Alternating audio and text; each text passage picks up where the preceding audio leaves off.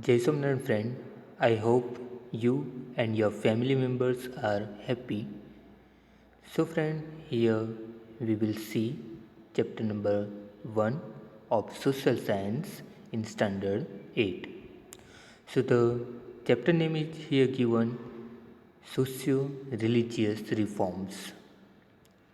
In the 19th century, Indian society was infested with various social evils like superstition, illiteracy, ignorance, evil social customs, caste system, etc. The condition of women was worst in this narrow minded society. So, friend, in the 19th century, there were many social evil customs are prevalent in our Indian society, as like superstition, illiteracy, ignorance, evil social custom, caste system, etc. And during that time, the condition of women was very worst. Various evil customs were widespread in our society, like the custom of dudipiti, female infanticide by immersing a newborn girl child into a container full of milk. Sati system means burning of women on her husband's funeral pyre, denial of widow remarriage etc. कि ये सब जो evil customs थे तो वो कौन कौन से एविल कस्टम्स थे तो यहाँ पे कुछ हमें दिए गए हैं जैसे कि दूध पीती तो उनको दूध पीती जो है तो वो एक एविल कस्टम था तो वो कैसे लोग उसको प्रैक्टिस करते थे तो यहाँ पे दिया गया है कि एक मिल्क से भरा हुआ जो कंटेनर है तो उसके अंदर जो भी गर्ल चाइल्ड बॉर्न होती है तो उसको अंदर डुबो दिया जाता है और उसको ये इस तरह से मार दिया जाता था तो उसको दूध पीती कहते थे सती सिस्टम की जो एविल कस्टम है तो उसको कैसे प्रैक्टिस करते थे तो जब भी कोई पर्सन की डेथ होती थी उस वक्त उनकी जो वाइफ थी तो वो वाइफ को भी उनके पति की चिता के साथ जल जाना पड़ता था तो ये भी एक एविल कस्टम थी फिर जो विडो जो भी बनते थे तो उसको रीमैरेज करने की जो अपॉर्चुनिटी है तो वो नहीं देते थे तो इस तरह से ये सब जो एविल कस्टम्स है तो वो उस वक्त प्रिवेलेंट थी due to the western education a new awakening means renaissance began in the 19th century to remove the evil customs from the society.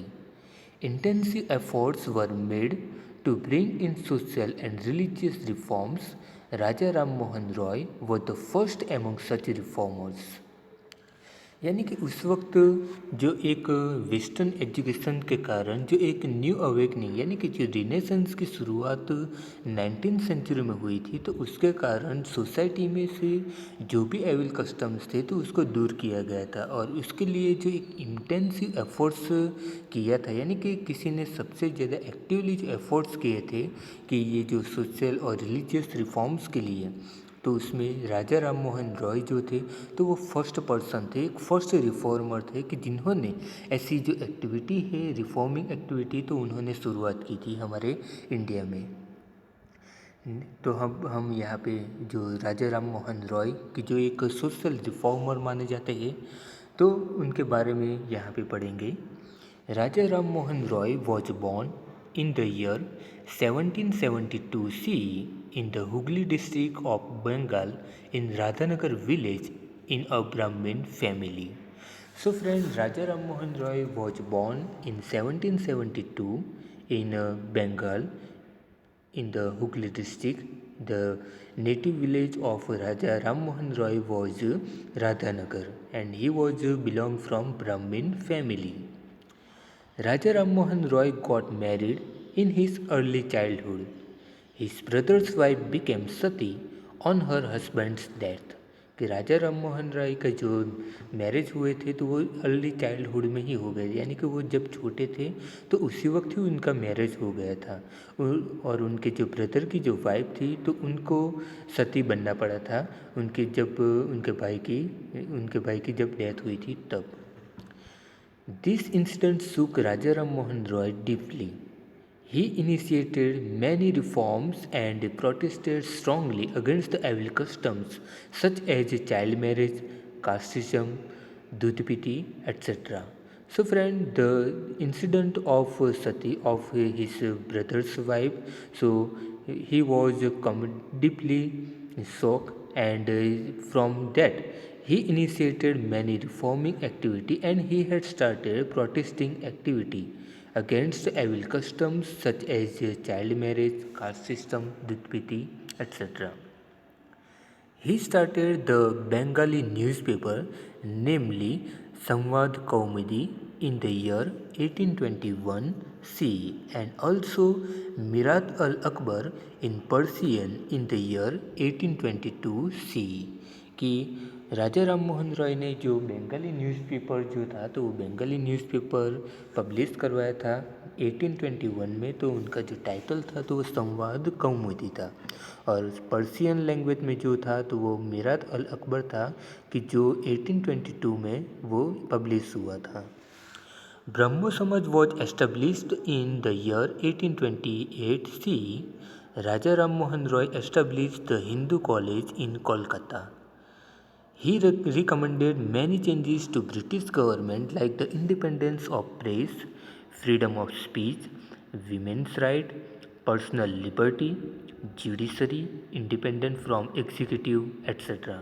So friend, Brahmo Samaj was established in 1828 by Raja Ram Mohan Roy, and he had also established the Hindu College in Kolkata, and he had also recommended many changes for Indian people to the British government, as like independence of press, freedom of speech, women's rights, personal liberty, judiciary independence from executive, etc.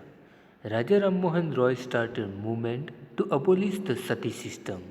So friend, Raja Ram Mohan Roy had also started to one of the movement to abolish the sati system. यानी कि राजा राम मोहन रॉय ने India में से जो सती system जो practice होती थी, कि जो एक सोशल एविल कस्टम था, तो उसको रिमूव करने के लिए भी एक मूवमेंट शुरू की थी, जिसके कारण जो सती सिस्टम है तो उसको नाबूद कर दिया गया था।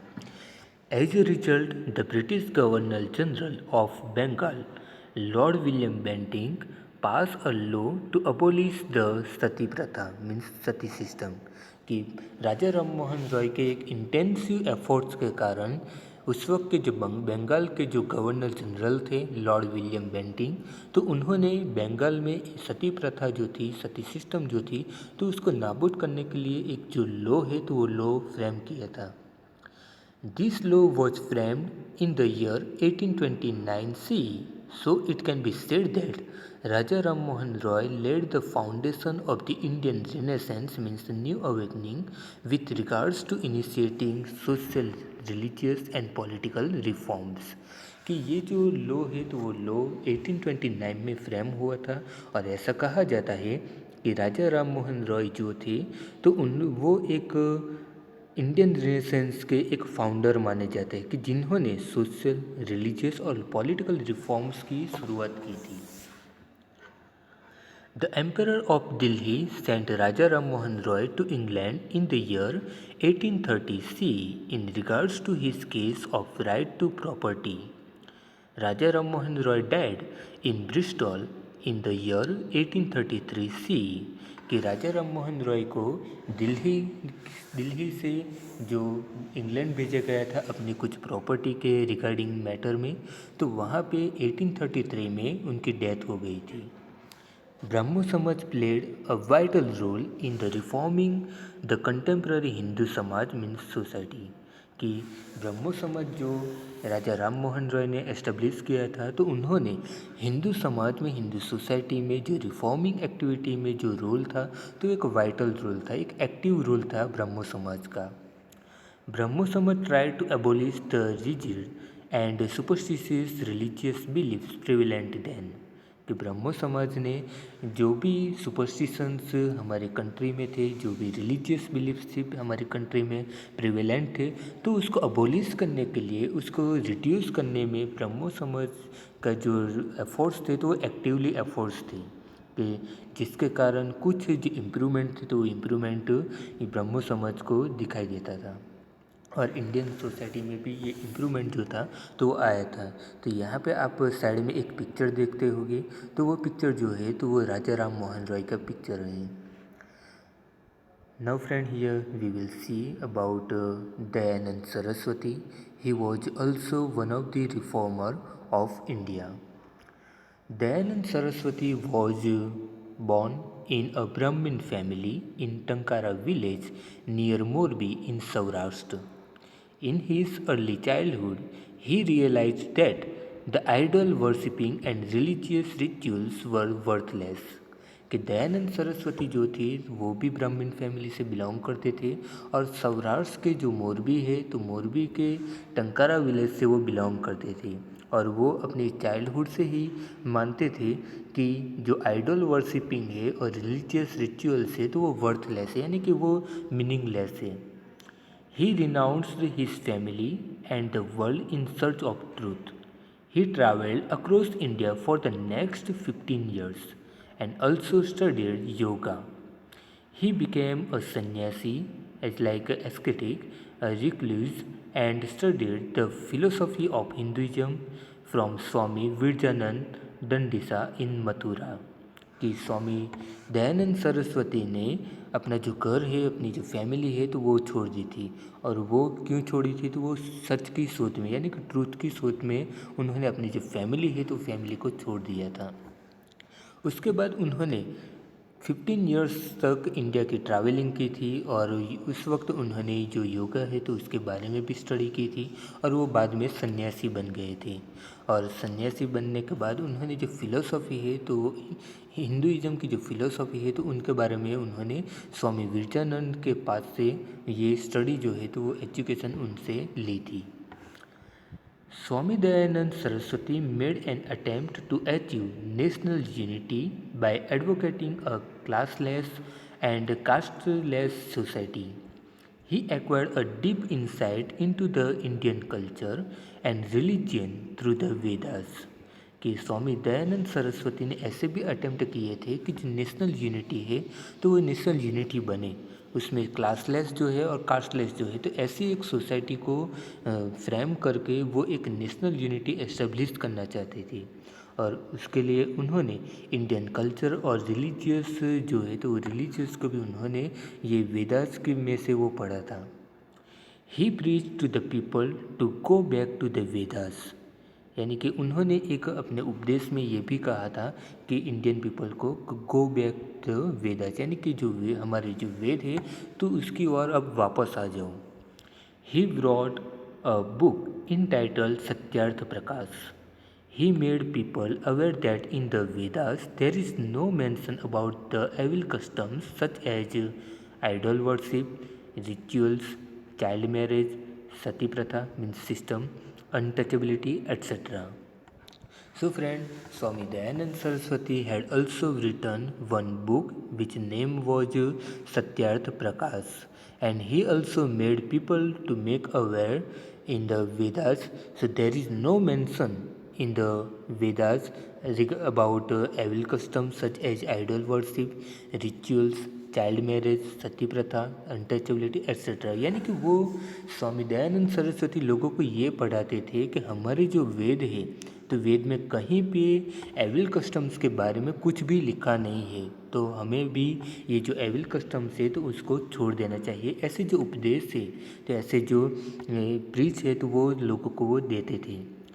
ही advocated monotheism as like there is only one God, कि वो मोनोथियज्म के ऊपर वो मानते थे, और वो ऐसा कहते थे कि दुनिया में सिर्फ एक ही गॉड है। He preached in Hindi, and as a result his thoughts reached the maximum number of people in the country. Dayanand Saraswati established Arya Samaj in 1875 CE, branches of which were established in Lahore, Punjab, Uttar Pradesh, Rajasthan and Gujarat. So friend, Dayanand Saraswati had established one institute which name was Arya Samaj in 1875, and the branches of this institution were located in Lahore, Punjab, Uttar Pradesh, Rajasthan and Gujarat. Consequently, social changes occurred rapidly. Arya Samaj started a movement to reconvert those people to Hinduism who had changed their religion out of force or choice and were willing to return to their original faith. कि उसके बाद जो आर्य समाज की establish करने के बाद जो social changes है तो वो रैपिडली यानी कि खूब जल्दी से जो सोशल चेंजेस आने शुरू हो चुके थे। और आर्य समाज ने ये भी इनिशिएट किया था, एक ये भी मूवमेंट किया था कि जो भी पर्सन ने जो भी पीपल ने हिंदुइज्म को छोड़कर दूसरे कोई और रिलीजन को अपनाया है ज़बरदस्ती से या फिर अपनी खुद की चॉइस से, तो उनको वो अवेयर करते थे कि वो वापस अब जो अपने हिंदू रिलीजन है तो उसमें वो आ जाए, यानी कि फिर से वो हिंदू बन जाए। तो ऐसे जो एफर्ट्स है, ऐसे जो मूवमेंट है, तो वो भी वो स्वामी दयानंद सरस्वती ने किए थे। After the death of Swami Dayanand Saraswati, the activities of this organization were continued by leaders like Lala Hansraj, Pandit Gurudat, and Lala Lajpat Rai. So, after the death of Swami Dayanand Saraswati, the activities of this organization were continued by the leaders as like Lala Hansraj, Pandit Gurudat, and Lala Lajpat Rai. In the year 1902 C, Kangdi Gurukul was established near Haridwar by Swami Shraddhanand. Arya Kanya Mahavidyalaya was started in Vadodara, Gujarat, where the education focused on inculcating discipline, dignity of labor, tolerance, patience, and moral values. 1902 में जो कांगड़ी गुरुकुल है तो वो हरिद्वार में establish की थी, हरिद्वार के पास में। और उसको जो कांगड़ी गुरुकुल को एस्टेब्लिश की थी तो वो स्वामी श्रद्धानंद ने की थी। और आर्य कन्या विद्यालय जो है तो वो वडोदरा में शुरू हुई थी। और उसमें जो डिसिप्लिन है, डिग्निटी, जो लेबर की जो डिग्निटी है, टॉलरेंस है, पेशेंस है, मोरल वैल्यूज है, तो उसके बारे में ये जो एजुकेशन है तो वो वहाँ पे पढ़ाया जाता था। Now here we will see about another reformer which is here given, Ramakrishna Paramhans.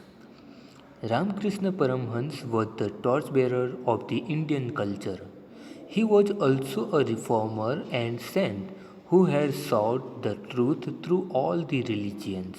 He was born in Kamarpukur village of Hooghly district in Bengal. So friend, Ramakrishna Paramhans was the torch bearer of our Indian culture. कि Indian culture के torch bearer जो थे तो वो रामकृष्ण परमहंस थे। कि इन्होंने भी एक बहुत सी वो भी एक सोशल रिफॉर्मर थे, साथ में एक संत भी थे कि जिन्होंने जो रिलीजियंस के बारे में काफ़ी कुछ पढ़ा था। उनका जो जन्म हुआ था तो बंगाल में हुआ था, हुगली डिस्ट्रिक्ट के कमरपुकुर गांव में उनका जन्म हुआ था। He took interest in the religious activities from his childhood. He became a priest in the Kali temple of Dakshineshwar near Kolkata. यानी कि वो अपने चाइल्डहुड से ही रिलीजियस एक्टिविटीज़ में वो एक्टिव रहते थे। और बाद में वो जो दक्षिणेश्वर में जो काली टेम्पल है तो वहाँ पे उनके वो प्रिस्ट बन चुके थे, यानी कि वो वहाँ पे पुजारी थे। Many people were attracted towards him due to his preaching on purity of character and deep knowledge। कि बहुत से लोग जो है तो वो उनसे प्रभावित हुए थे, वो उनके प्रति वो आकर्षित हुए थे क्योंकि उनके जो नॉलेज था अपने जो रिलीजियस के बारे में तो वो बहुत ही अहम नॉलेज था, एक और बहुत ही डीप नॉलेज था। He tried to attain God in various forms. Many religious reforms like Kesav Chandra Sen, Dayanand Saraswati and others had obtained guidance from him. So friend, many reformers as like Kesav Chandra Sen, Dayanand Saraswati and others had also obtained guidance from him। यानी कि बहुत से ऐसे जो religious reformers थे जैसे कि केशव चंद्र सेन, दयानंद सरस्वती, तो उन्होंने अपने जो ये गाइडेंस है तो उनसे ली थी। Those influenced by the Western culture redeveloped their faith in culture and religion of India because of the preachings of Ramakrishna Paramhans। कि वो जो वेस्टर्न कल्चर्स से जो इन्फ्लुएंस हुए थे तो उनको वो वापस लाने में उनका जो रोल था तो वो भी अहम था कि वो इंडियन पीपल को वो अपने अपना जो वैल्यूज़ है तो वो वैल्यूज़ को वो सिखाते थे। Now friend, here we will see about Swami Vivekanand. He was also one of the reformer of our India. A Bengali graduate named Narendranath Dutt, 1863 to 1902 CE, came into contact with Ramakrishna Paramhans, who reciprocated his quest for knowledge. कि एक बंगाली युवान जिनका नाम नरेंद्रनाथ दत्त था कि जिसका जन्म 1863 में हुआ था और वो जो थे तो वो रामकृष्ण परमहंस से इन्फ्लुएंस्ड हुए थे और उन्होंने उनमें से जो नॉलेज है तो वो नॉलेज सीखा था। Narendra became a disciple of Ramakrishna and became an ascetic means sannyasi, later acquiring the name Swami Vivekanand. कि जो नरेंद्र थे नरेंद्रनाथ दत्त थे तो वो बाद में रामकृष्ण से वो इन्फ्लुएंस हुए थे और बाद में वो उनके एक डिसाइपल बन गए थे, यानी कि वो उनके एक शिष्य बन गए थे और वो भी बाद में सन्यासी बन गए थे और सन्यासी के बाद उनको लोग स्वामी विवेकानंद के नाम से वो जानते थे। He did an intensive study of the Indian and Western philosophy. Swami Vivekananda advised people to serve the poor and look for God in needy people. कि स्वामी विवेकानंद लोगों को एडवाइस देते थे कि जो भी पुअर पर्सन है तो उनको सर्व करो, यानी कि उनकी सेवा करो, तो आप उसमें जो भगवान है तो भगवान आपको उसमें नीडी पीपल में आप देख सकोगे। He imbibed pride for our rich cultural heritage and faith in a bright future in the Indian youngsters. कि उन्होंने जो भी हमारा कल्चरल हेरिटेज है और हमारे इंडियन यंगस्टर्स के जो उनका जो ब्राइट फ्यूचर है तो वो उनको वो देखते थे। He attended the Parliament of the Religions in Chicago in the United States in the year 1893 C. कि उन्होंने जो एक रिलीजियंस जो मीटिंग हुई थी शिकागो में यूनाइटेड स्टेट्स में 1893 में तो वो भी उन्होंने अटेंड की थी। With his influential speech, he provided understanding about the Indian philosophy and culture. So friend, there were he had given influential speech and he had also provided understanding about the Indian philosophy and culture. यानी कि इस parliament में जो religious meeting हुई थी, conference हुई थी, तो वहाँ पे उन्होंने जो इंडियन कल्चर के बारे में लोगों को जो इन्फॉर्मेशन है तो वो इन्फॉर्मेशन दी थी। He propagated the Indian culture by touring various countries like the United States, Europe, Egypt, China, Japan, etc. He was an ardent supporter of the Indian culture and a devout nationalist. He gave the legendary slogan to the Indians, "Arise, awake and stop, not till the goal is achieved." कि उन्होंने बहुत सी जो countries थी तो वो उनकी visit की थी और उनके बाद वहाँ पे उन्होंने अपने जो इंडियन कल्चर है, इंडियन हेरिटेज है, तो उनके बारे में जो नॉलेज है वो नॉलेज वहाँ पे वो उन्होंने स्प्रेड किए थे और साथ में वो एक इंडिया के एक एक्टिव नेशनलिस्ट माने जाते हैं और उन्होंने जो इंडियंस थे तो उनको एक अपना जो लेजेंडरी स्लोगन है तो वो स्लोगन दिया था और वो स्लोगन क्या है तो यहाँ पे आप देख सकोगे, arise, awake and stop, not still the goal is achieved. यानी कि उन्होंने इंडियन यंगस्टर को ये स्लोगन दिया था कि उठो, जागो और जब तक आप अपने गोल को अचीव न करो तब तक आप मेहनत करते रहो। Swami Vivekananda established Ramakrishna Mission in Kolkata in the year 1897 CE in the name of his guru. So friends, Swami Vivekananda had established one organization with the name Ramakrishna Mission in Kolkata in the year 1897 in the name of his guru. It has its headquarters at Belur कि Ramakrishna mission का जो headquarter था तो वो बेलूर में था।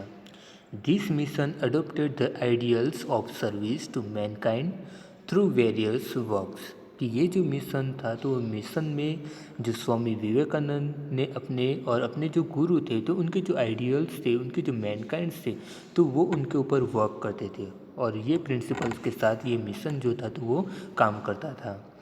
The mission followed the slogan "Service to man is service to God" by gaining motivation from the life of Ramakrishna Paramhans.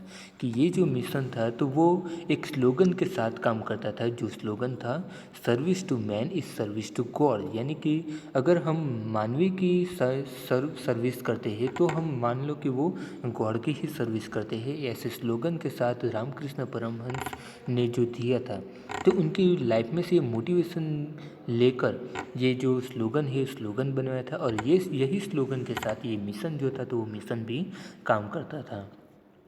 This mission open schools across the nation for imparting education. Hospitals were run by the mission to help the people in need. कि ये जो mission था तो उन्होंने जो school है तो school भी शुरू की थी, एजुकेशन भी शुरू की थी और साथ में जो हॉस्पिटल्स है तो हॉस्पिटल्स भी शुरू की थी। Even today the branches of the mission are functional in India and abroad. कि आज भी ये मिशन की जो ब्रांचेस है तो इंडिया में काम कर रही है और अब्रोड में भी वो काम कर रही है। तो फ्रेंड, यहाँ पे हमने जो पढ़ा है तो स्वामी विवेकानंद के बारे में पढ़ा है। अब हम नेक्स्ट जो वीडियोस में कुछ और जो आगे के जो टॉपिक्स है तो उसको हम कवर करेंगे।